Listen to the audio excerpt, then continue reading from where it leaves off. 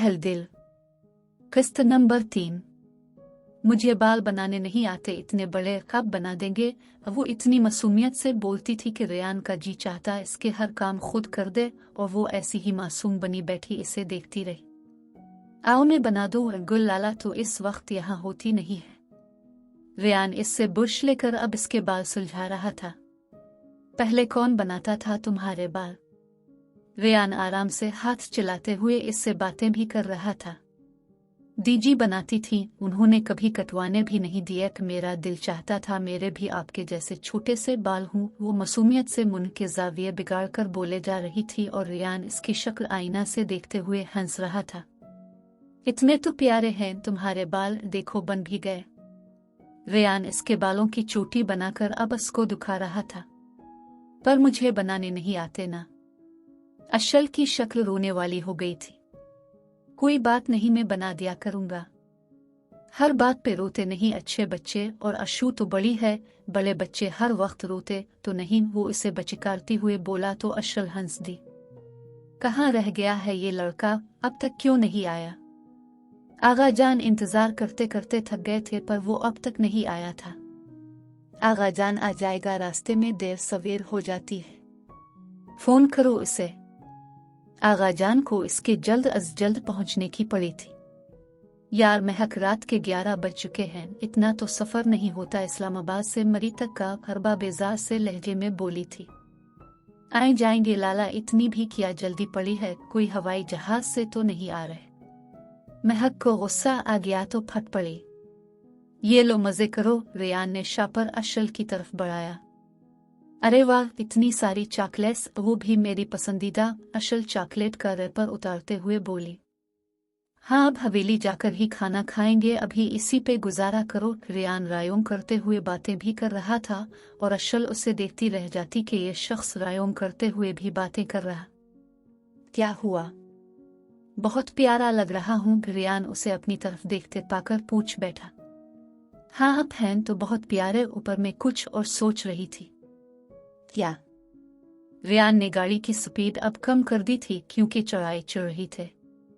मैं सोच रही थी कि आप गाड़ी चलाते हुए बातें कैसे कर रहे हैं। ऐहा है, ये कोई मुश्किल काम थोड़ी। बोलना तो मुंह से होता है। रेयान का दिल कर रहा था हवेली जाने के बजाय सारा वक्त अशल से बातें करता रहे, पर हर ख्वाहिश कब पूरी होती है। वो लोग अब हवेली पहुंचने वाले थे। अशू, मेरी एक बात गौर से सुनो। रेयान मोड़ काटते हुए बोला। हाँ जी, बोले। अशल इसकी तरफ मुतवज्जे हो गई। तुमने वहां जाकर मेरे साथ सबको सलाम करना है, और मैं जब कमरे में जाने का बोलूं तब मेरे कमरे में चले जाना है, ठीक है? जी ठीक है। पर मुझे आपके कमरे का पता कैसे लगेगा? अशल सोचते हुई बोली। जिस तरफ मैं इशारा करूंगा वहां जाना और थोड़ी देर आराम कर लेना। वो इस बात में सर हिला गई। रेयान इसको देख के यही सोच रहा था कि आगा जान अब इस बेचारी को क्या कुछ सुनाएंगे, इसलिए इसने पहले से ही इसे कमरे में जाने का बोल दिया था। आगा जान का क्या भरोसा, रात के इस पहर ही इसको धक्के देकर घर से निकाल देंगे। ये देखो हमारी हवेली। अरे वाह, इतनी बड़ी हवेली, आप खो नहीं जाते यहाँ? हाय हा, नहीं, जब सबको रास्ते पता हूं तो कोई खो कैसे जाएगा? रेयान अब गाड़ी पार्किंग में लगा रहा था। मैं तो नहीं जानती, अगर मैं खो गई तो क्या होगा? वो मासूमियत से पूछ रही थी। रेयान को इस पे सारा प्यार आया। मैं हूं ना, मेरे साथ रहूगी तो कहीं नहीं खोगी। वो इसके साथ चलकर हवेली के दरवाजे तक पहुंचा। अस्सलाम अलैकुम। रेयान सबको सलाम करते हुए दाखिल हुआ। वालेकुम अस्सलाम। आ गई याद हमारी बरखुरदार? आगा जान खड़े होते हुए बोले। जी, अब भी मुश्किल से आया हूँ आगा जान, आप तो जानते ही हैं कि मुझे मसरूफियत मिलती ही नहीं है। रेयान उनसे गिले मिलते हुए बोला। हाँ, नजर आ रही है तुम्हारी मसरूफियत। आगा जान ने अशल को सरतापा देखते हुए रेयान से कहा। ओह, मैं आपको मिलाना भूल गया, ये हैं मेरी प्यारी बीवी अशल। रेयान अशल का हाथ पकड़ते हुए बता रहा था और सबको इसकी बात पे करंट लग गया, वो भी 200 वोल्ट का। ऊपर खड़ी अरबा, आफिया और महक तो आंख झपकाना ही भूल गई। अस्सलाम अलैकुम। अशल ने सबको सलाम किया पर किसी को जवाब देने का भी होश नहीं था। ये क्या बकवास कर रहे हो रेयान? कौन है ये और किस कूड़ेदान से उठा के लाए हो इसे? आगा जान ने जब अपने चहीते बेटे को नहीं बख्शा था तो पोते को कैसे बख्श देते? बस करें आगा जान, आप इस मासूम को कुछ नहीं कह सकते क्योंकि इसके आगे मैं खड़ा हूँ। रेयान तो इनकी बातों पे सरतापा सुलग गया था। अशू जाओ इस कमरे में और आराम करो, मैं थोड़ी देर तक आता हूँ, रेयान ने अपने रूम की तरफ इशारा करते हुए बोला और अशल इसकी बात मानते हुए फौरन इसके रूम की तरफ भाग गए। अरबा इस तरह रोने से क्या होगा? आफिया उसे चुप करा रही थी जब से रेयान ने बताया था कि अशल इसकी बीवी है। क्या करूं मैं? खुशी खुशी इसकी बीवी के गले में हार पहना है। अरबा चीखी और रेयान जो इसी तरफ आ रहा था उसकी बातें सुन के फट पड़ा। मैंने तुम्हें कभी भी अपनी तरफ राग़िब नहीं किया था, न वादे किए थे जो तुम इस तरह एनेडोरा पेट रही हो। हाँ, तभी आगा जान मुझे हौसला देते थे ना, तुम झूठे मक्कार इंसान। यहाँ आगा जान को बोला कि मुझसे शादी करोगे, अब वहाँ से किसी को उठा लाए और मुझसे कहते मैंने तुमसे कोई वादे नहीं किए। अरबा की बातें सुन के उसे गुस्सा आ गया। स्टॉप, अट बंद करो अपनी बकवास। रेयान का दिल कर रहा था इसका मुंह नोच ले। हाँ, अब तो यही बोलोगे ना? तुम बताओ और कितनूहे के साथ अय्याशियां की हैं? करबा बेखौफ बोली जा रही थी। चटाख, आइंदा फजूल बकवास की तो मैं तुम्हें मारा लूंगा। रेयान उसे धकेलता हुआ अपने रूम में चला गया। देख लिया तुम लोगों ने जिस शख्स के साथ के मैं ख्वाब देखती आई हूँ वही आज मुझ पर हाथ उठा गया है। मैं कभी मुआफ नहीं करूंगी इसे। अरबा चीख चीख के बोल रही थी। आफिया, महक, अहमद और जैन खामोश खड़े थे।